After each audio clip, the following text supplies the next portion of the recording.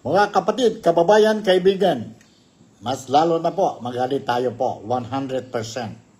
100% po sa revelasyon ni former Congressman Saldico. Ito po ang latest revelation of Saldico, former Congressman Saldico po. Lahat ng mga kalukuhan po dahil sa kanila, no? Dahil sa kanila po, mahirap o nahirapan ang buhay ng mga Filipinos dyan po sa Pilipinas at biktima din ang mga overseas Filipino workers. Ang ayaw ko lang po dito sa revelation ni former Congressman Saldico po, ang ginagamit niya ang word na sila. Sila po. Dapat kayo. Kayo. Ibig sabihin po, si Saldico is also included. No? Si Saldico is also included itong mafia-style corruption dyan po sa Pilipinas. And dahil sa kanila po, dahil sa kanila, tayong lahat mga Filipino, particularly itong mga mahirap na Filipino po dyan sa Pilipinas po, tingnan ninyo po ang buhay namin. Dahil sa mga kalokohan, greediness, yun mukhang pera kayo po. Mukhang pera kayo po. Alam ko, 100% magagalit ang mga tao once you will listen to this revelation of Saldico. Hindi ekswelto si Saldico. Sila yan po, lahat sila. Dapat magbayad sila ang krimen na ginawa nila sa atin. No? Kaya nga, hingi tayo ng mga kababayan natin dyan po nasa pwesto ngayon po doing investigation. Huwag na tayo itago ang mga kasalanan nila po. Lahat tayong Filipino and magtulong-tulong tayo po so that itong problema natin, malaking problema ng corruption, not only affecting ang mga daily lives ng mga Filipino sa atin po, no? But it is also damaging, greatly damaging the image of our country, the Philippines, which we say we love the Philippines and we are proud being a Filipino. So, let's be united and make sure na itong mga tao who did this thing to us, they have to pay accordingly. They have to pay accordingly. And nandito na po, let's watch and listen ang revelation ni Saldico. Si Saldico po is not excused dito po sa kaso na ito. Okay na yan po. We appreciate that he's now telling the truth. What exactly happened during those days po. And it took not only weeks, months, but years po. No? Habang nasa pwesto sila. No? So, we can never forget you people. We will never forget you people po. So, let's watch and listen. Ingat lang tayo po. Baka mag-heart attack tayo dyan. No? Habang we are listening or watching itong video clip. But 100%, mga kababayan ko, kaibigan ko, kapatid ko, dito sa Malaysia, dyan po sa Pilipinas, and mga kababayan natin po sa iba-ibang parte ng mundo, especially mga overseas Filipino workers. Inom muna tayo ng tubig bago tayo ipa-presenta sa inyo ang video clip. Video clip ni Saldico, former congressman of the Philippines, si Saldico. Sa ngayon po, nasa siya po, nagtago siya. He is not excused. Lahat kayo dapat magbayad kayo ang kasalanan ninyo po sa amin. Kasalanan sa amin, kasalanan sa Diyos po. And kasalanan sa bayan which we call the Philippines. Nandito po, watch and listen to this pangit na pangit, masakit revelation ni Saldico. Nandito po. Itong 2025 elections, nagkwento sa akin si dating Speaker Martin Romualdez. Kinausap daw siya ni PBBM sa Tacloban para tumulong sa gastusin ng mga kandidato mula national hanggang local candidates. Ang sagot ni Speaker, niya ang SOP collections sa Bureau of Customs na umabot sa 11 billion pesos.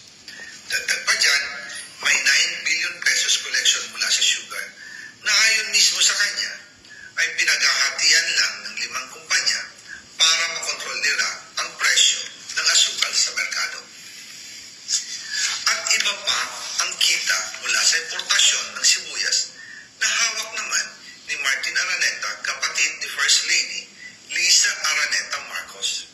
Kung matatanda ninyo, noong 2022, nagkaroon po ng investigasyon sa Kamara na pinangungunahan ni Congressman Toto Swansing dahil sobrang taas ng presyo ng sibuyas. Umabot ng 600 pesos kada kilo.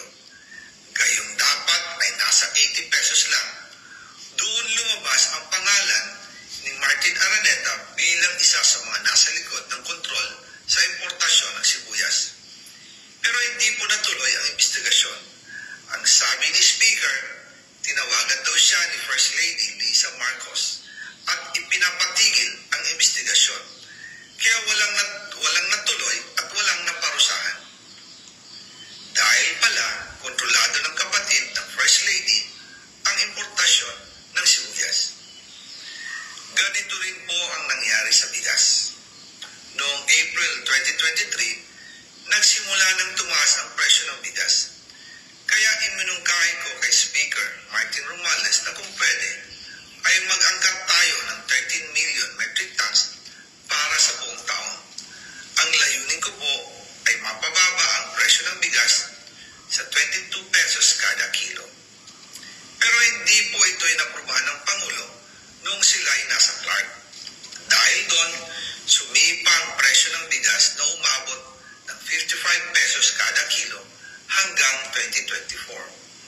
Noong 2024, kinausap ko ulit si Speaker Martin Romualdez na kung pwede makausap namin si Secretary Laurel Chu ng Department of Agriculture at Secretary Ralph Recto ng Department of Finance para maibaba ang taripa ng bigas mula 35% to 15%. Sinabi ko kay Speaker Martin Romualdez na kung pababayaan natin ang patuloy ng pagtaas ng presyo ng bigas at umabot ito sa 60 pesos kada kilo, siguradong magagalit na ang taong bayan. Posibleng magrevolusyon na ang mga tao at tiyak na maapektuhan dito ang mga kandidato ng administrasyon sa 2025 elections. Isa sa mga patunay na hindi na masaya ang taong bayan ay ang pagbaba ng approval rating ng Pangulo noong panahon na iyon dahil sobrang taas na ang presyo ng bigas. Nangyari po ang meeting at halos inaabot kami hanggang alas 2 ng umaga, nakikiusap, nagpapaliwanag. Buti na lang, matapos ang matagal na negosasyon, umayag din sila. At di nagtagal, inanonsyo na rin sa publiko na ibaba ang nangbuwis sa bigas. Ngunit, matapos ang 4 hanggang 6 na buwan, hindi pa rin bumababa ang presyo ng bigas. Kahit ibinaba na ang taripa nito, kaya imunungkahi ko kay Speaker Romualdez na magpatawag ng investigasyon tungkol sa bigas sa pamamagitan ng Quinta Committee hearings. Habang iniimbestiga nito ng Quinta Committee na pinamumunuan ni Congressman Joey Salceda, bigla na lang itong pinahinto ni Secretary Kiko Laurel Chu matapos niyang ipakita ang isang confidential report. Nakasaad dito na si First Lady Lisa Marcos mismo ang may hawak sa mga rice importers. Ayon kay Secretary Laurel, maaapektuhan daw ang First Lady kung itutuloy ang investigasyon dahil kasama raw nila sa Vietnam visit ang ilang importer ng bigas at nag-dinner pa raw sila roon. At noong araw din yun, tumawag si Congressman Sandro Marcos kay Speaker Romualdez upang ipatigil ang House investigations tungkol sa bigas as instructed ng Pangulo. Magkasama kami ni Speaker Martin Romualdez nang tumawag si Congressman Sandro Marcos. Dumating din si Secretary Laurel Chu sa Manila Polo Townhouse at doon siya pinagalitan ni Speaker dahil inilabas niya ang confidential report na nagdidiin sa First Lady sa issue ng rice smuggling. Humihingi ng paumanhin si Secretary Laurel Chu at sinabi niyang, pasensya na, masyado akong naive. Doon namin naintindihan kung bakit. Kahit ibinaba na ang import tax ng bigas mula 35% to 15%, ay hindi pa rin bumababa ang presyo sa merkado dahil pala sa dami ng SOP at remittance na ipinapasa sa bawat transaksyon. Dagdag pa po, maraming importers ng isda ang nagre-reklamo dahil kontrolado ito ng kaunting kumpanya lamang. Wala naman daw tax sa importation tuwing lean season, pero kahit ganoon, hindi pa rin sila nabibigyan ng permit to import. Ang mga kaunting kumpanya na ito lang ang nabibigyang permit to import. Dahil dito, kontrolado din ang presyo ng isda at ito din ang dahilan kung bakit mataas ang presyo ng galunggong. Mga kababayan, hindi dapat naghihirap ang Pilipinas. Hindi dapat ganito kamahal ang mga pangunahing bilihin tulad ng bigas. At higit sa lahat, hindi dapat nagugutom ang mga Pilipino. Wala silang malasakit sa taong bayan, lalo na sa mga mahihirap. Inaabuso ang kapangyarihan. Nagiging negosyo ang pera ng taong bayan. Masakit man tanggapin, pero ito ang katotohanan. Ang pinakamakapangyarihang pamilya pa mismo ang sangkot sa ganitong sistema. Mula sa Pangulo, First Lady, hanggang sa anak, sila mismo ang nagtatakda, kumukontrol, at nakikinabang sa mga transaksyon dapat sanay para sa kapakanan ng sambayanan. Hawak at kontrolado nila halos lahat ng ahensya, kaya nagagawa nilang itago ang katotohanan. Sa mga susunod na araw, marami pa po akong isisiwalat. Maraming salamat sa inyong oras at patuloy na pag-unawa. Naway, magising tayo sa katotohanan at sama-sama natin hanapin ang hustisya para sa bayan.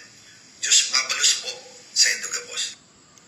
Alright, yun po, narinig natin ang revelation ni former Congressman Saldico po, and who is also hiding ngayon po. May warrant of arrest na sa kanya and we don't know where he is. And he is, ilan na po, part 6 na yata, no? Part 6 na ang revelation ni Congressman, former Congressman Saldico po. But there is only one thing I don't like, the way when he spoke, no? He is using the word sila. It should be kayo. Kayo po, Mr. Saldico, kayo. No?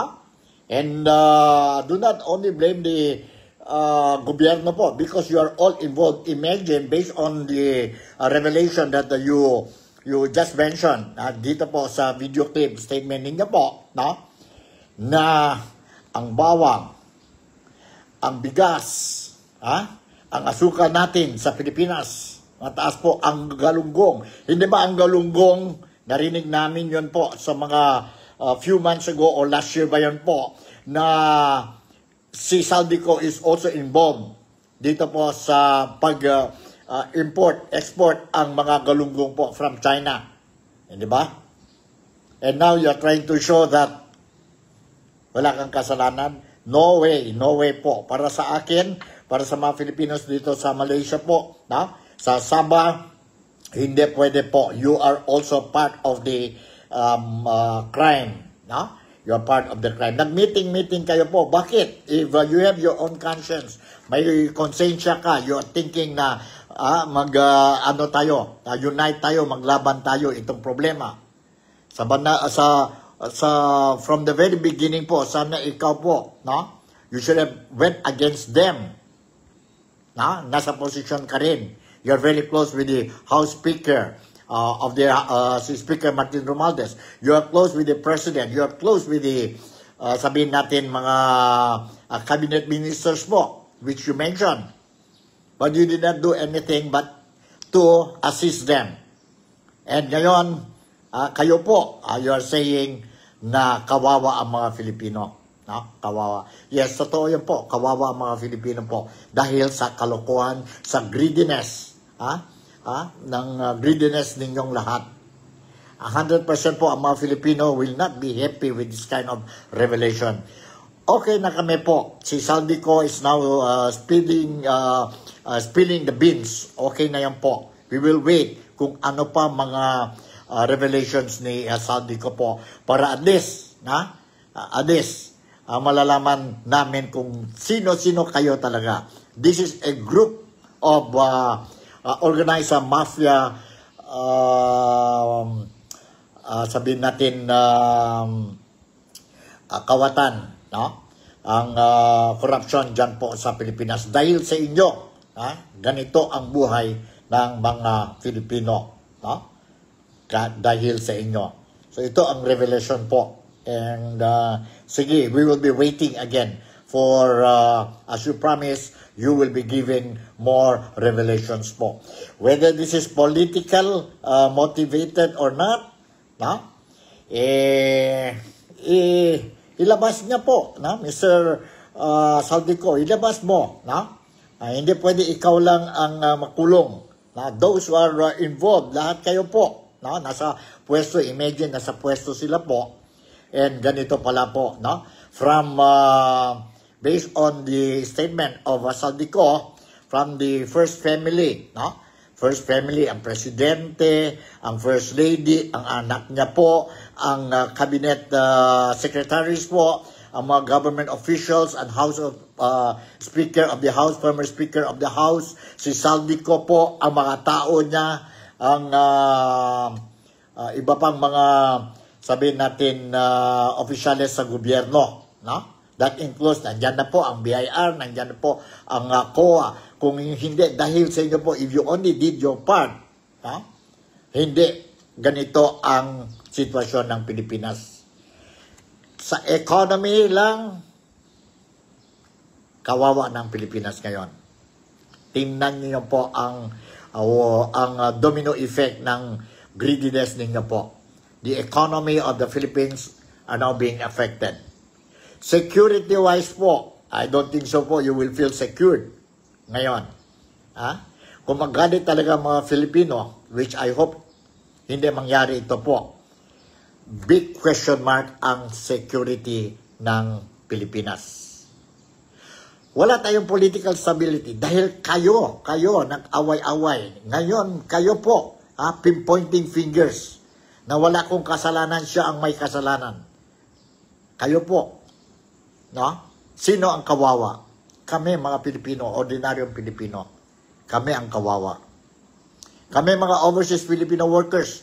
We are working hard. We took the risk working abroad para makatulong din sa Pilipinas in terms of our remittances.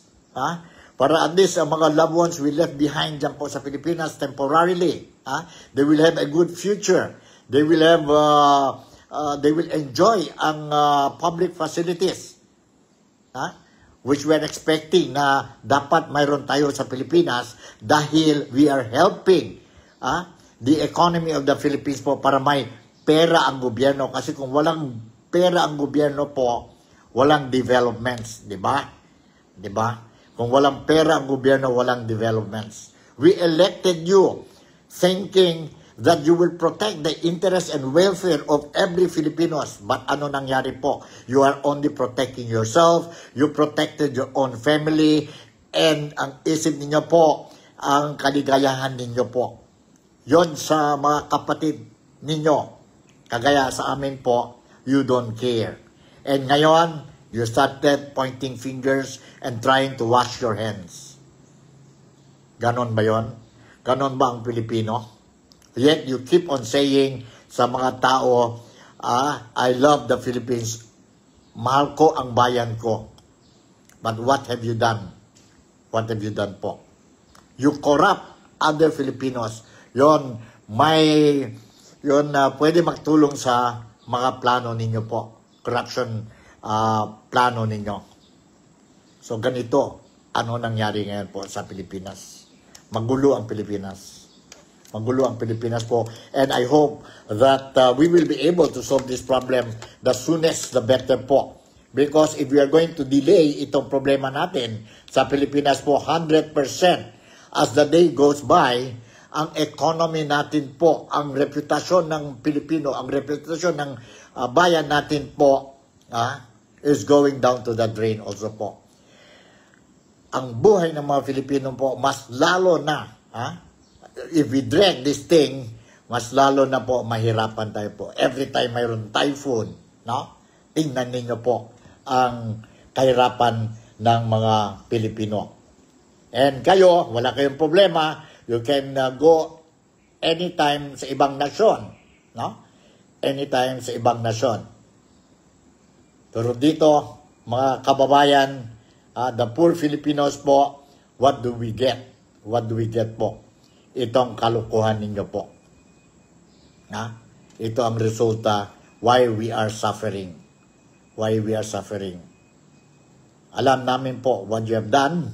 And with this revelation po, I'm sorry to say, ako mismo po, I feel na grabe po, walang konsensya kayo.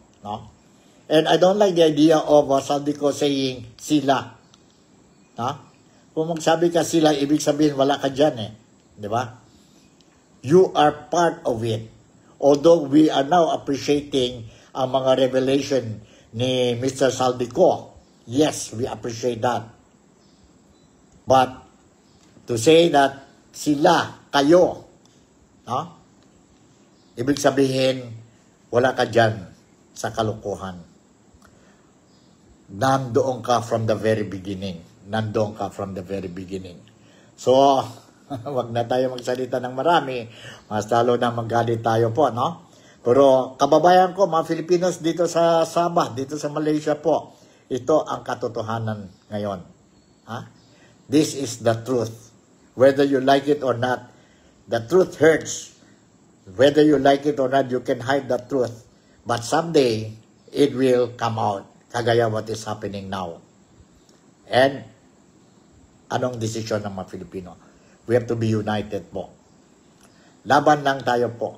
Let us not lose hope. Kaya natin ito. Laban natin po.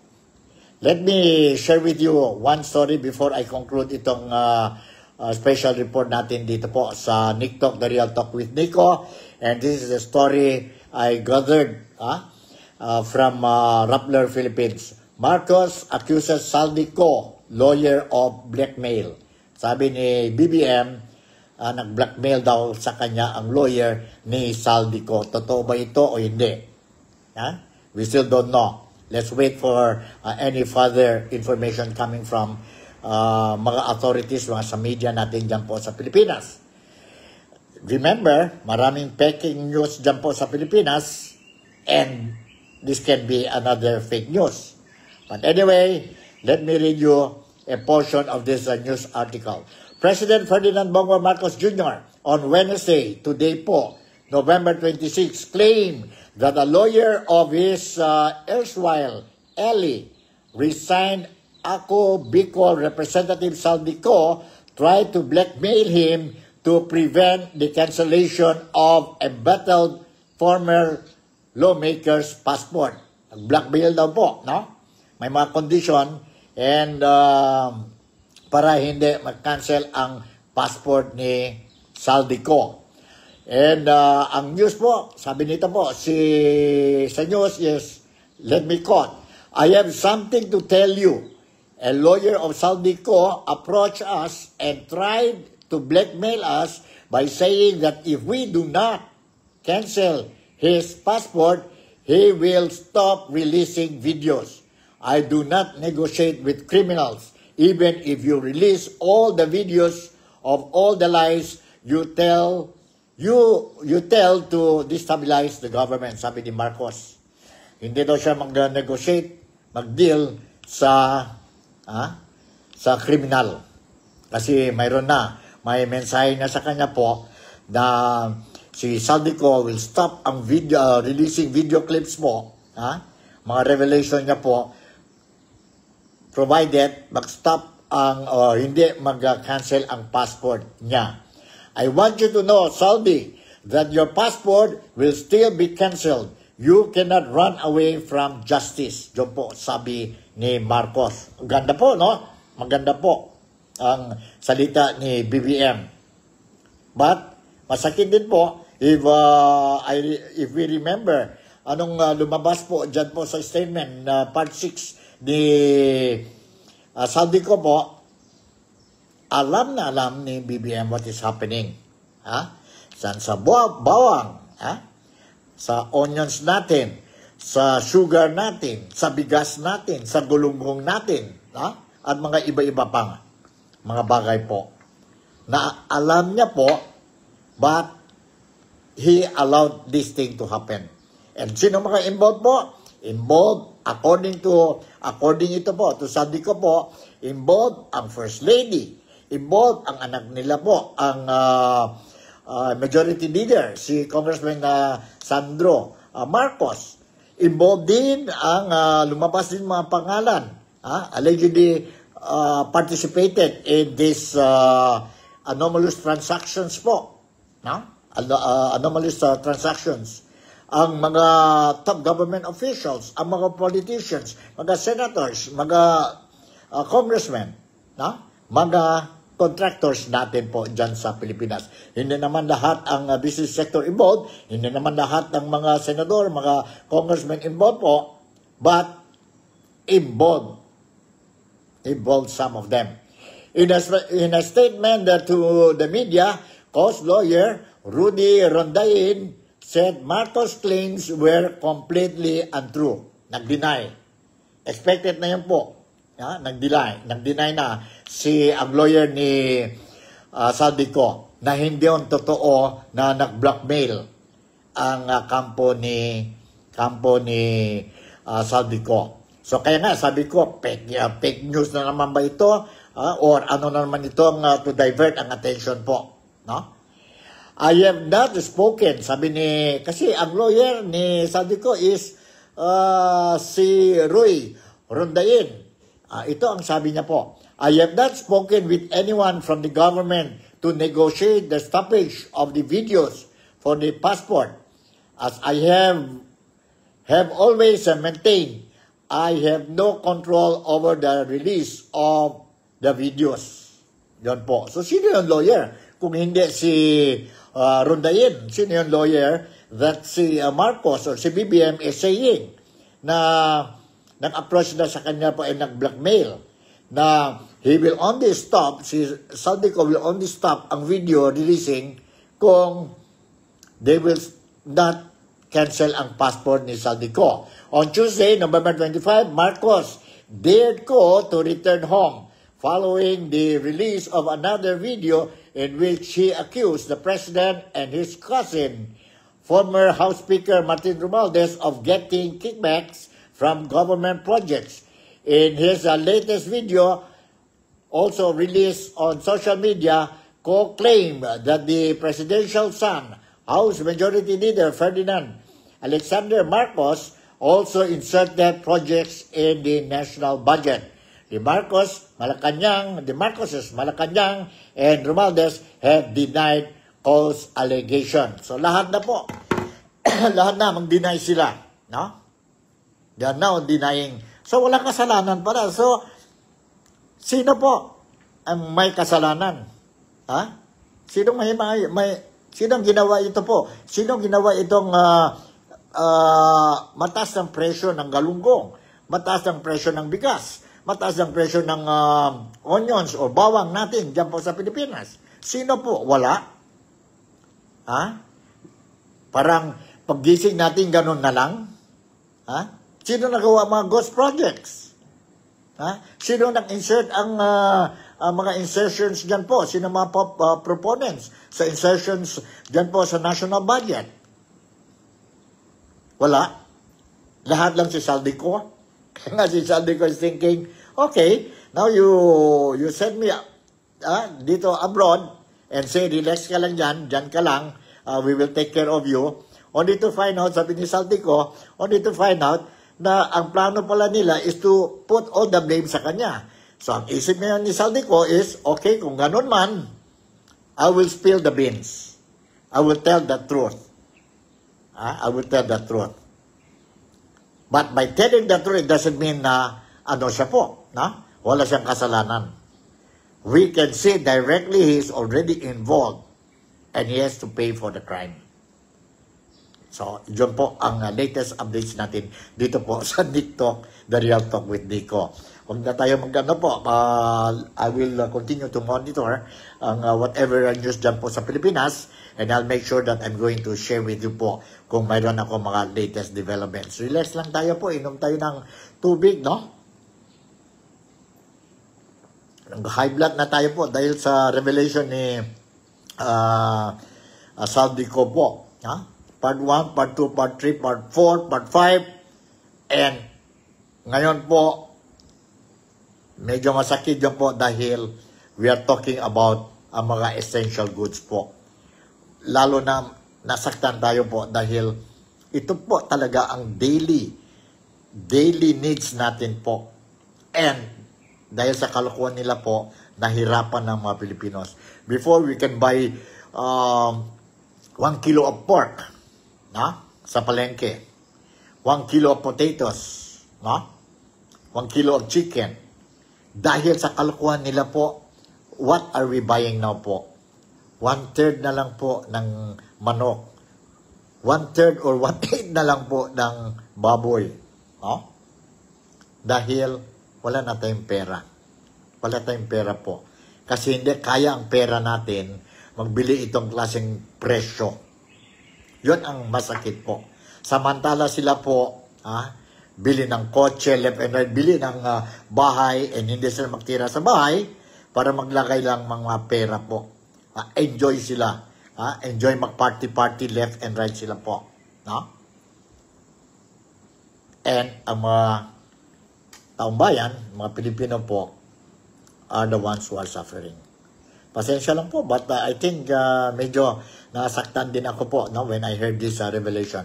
But anyway, sige lang po, maraming salamat for watching itong breaking news natin po, and I'll try my very best. Kung mayroon pa mga latest po, I will share with you. Mga kababayan ko po dito sa Sabah, mga overseas Filipino workers natin po sa iba-ibang parte ng mundo, sa Malaysia, sa ibang parte ng mundo, at saka mga Filipinos dyan po sa Pilipinas. So with this, once again, I would like to say maraming salamat po for making me a part of your day today. See you in my next episode. I love you, ingat kayo po, and take good care of yourself. Bye.